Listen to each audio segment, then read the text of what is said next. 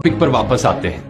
Epstein island में जो कुछ चल रहा था, जो कुछ हो रहा था, वो काफी सालों तक छिपा रहता है। लेकिन साल 2005 में एक छोटी सी पुलिस कंप्लेन इस केस के लिए ट्रिगर बन जाती है। मार्च 2005 की बात थी। फ्लोरिडा में पाम बीच इलाके में एक 14 साल की लड़की और उसके पेरेंट्स लोकल पुलिस स्टेशन में कंप्लेन दर्ज कराते हैं। लड़की बताती है कि रॉयल पाम बीच हाई स्कूल में उसके साथ पढ़ने वाली एक क्लासमेट उसे एक अमीर आदमी के घर ले गई थी। उसे बोला गया था कि बस मसाज देनी है और इसके $200 से $300 मिलेंगे।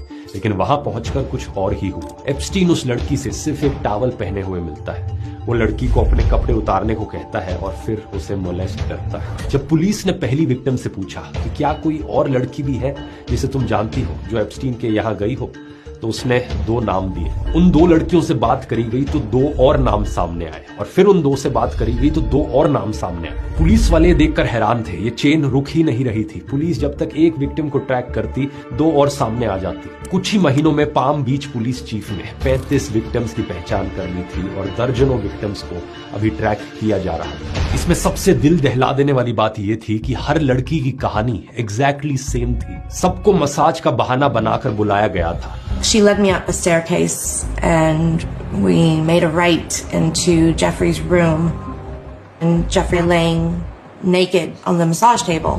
ज्यादातर विक्टिम्स 13 से 16 साल की लड़कियां थी और गरीब परिवारों से आती थी। कईयों के पेरेंट्स भी नहीं थे, वो ऑर्फन्स थी, तो उनके लिए कोई सुनने वाला भी नहीं था। I really wanted this job, so I opened up to them.